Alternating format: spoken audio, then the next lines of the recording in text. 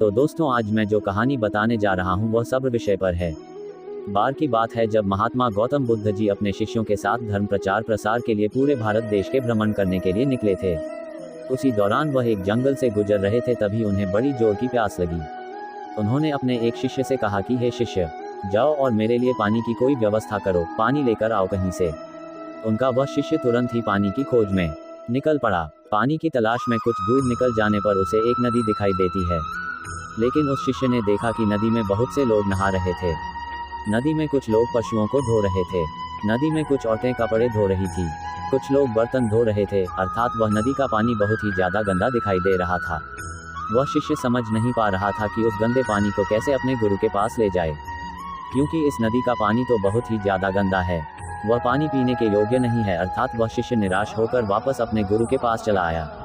गौतम बुद्ध जी से उस गंदे पानी के बारे में बताया और उसने ये भी बताया कि यहाँ पर आसपास में और कोई भी ऐसा पानी नहीं है जो पीने के योग्य हो। फिर महात्मा गौतम बुद्ध ने अपने एक दूसरे शिष्य को आग्रह किया कि जाओ और कहीं से पानी खोज कर लेकर आओ।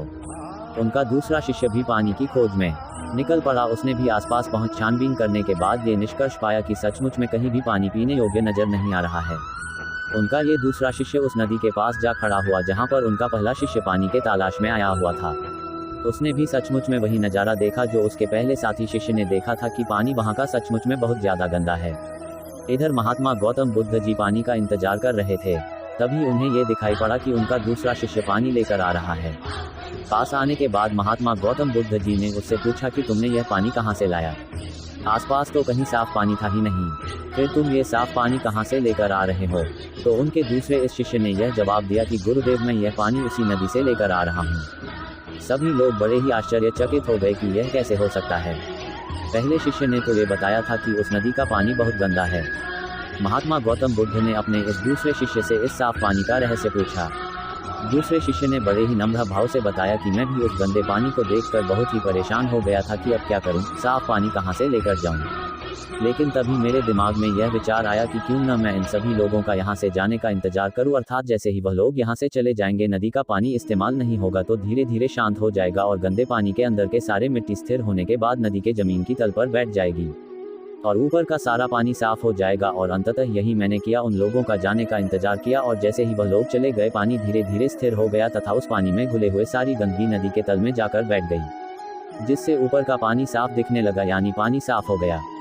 और मैं वही साफ पानी लेकर आपके पास आया हूँ गुरुदेव। महात्मा गौतम बुद्ध जी अपने दूसरे शिष्य की इस बात को सुनकर बड़े प्रसन्न हुए और उस पानी को पीकर अपनी प्यास को बुझाया तथा साथ ही साथ बाकी के शिष्य को ये संदेश भी दिए कि सब्र का फल मीठा होता है। अर्थात इसी तरह से अगर हम कोई भी कार्य करते हैं तो उस कार्य में तरह तरह की समस्याएं आएंगी, तरह तरह की परेशानियां आएंगे, लेकिन हमें उन परेशानियों का सब्र के साथ सामना करना चाहिए। सब्र के साथ अगर हम परेशानियों और दुख का सामना करेंगे तो अंत में हम उस परेशानी और दुख से जरूर उभर जाएंगे। दोस्तों ऐसे ही हमारे जीवन में हम जब कोई भी कार्य करते हैं तो बहुत सारी परेशानियां आती हैं, बहुत सारे दुख आते हैं, लेकिन दोस्तों उन परेशानियों का, उन दुखों का डटकर हमें सामना करना चाहिए और सामना करते वक्त हमारे पास धैर्य की और सब्र की बहुत खास जरूरत पड़ेगी। तो दोस्तों बिना डरे, बिना सहमे सब्र करते हुए धैर्य के साथ परिश्रम करते रहें, अपना कर्म करते रहे तो एक न एक दिन आपको उसका अच्छा फल जरूर मिलेगा। तो यही है दोस्तों आज की कहानी। मैं आशा करता हूँ कि आपको ये कहानी बहुत ही पसंद आई होगी और साथ आपको इस कहानी से अपने जीवन से संबंधित बहुत सारी चीज़ों को सीखने को मिला होगा, जिससे कि आप अपनी लाइफ को बहुत बेहतरीन और सुखमय बना सकेंगे।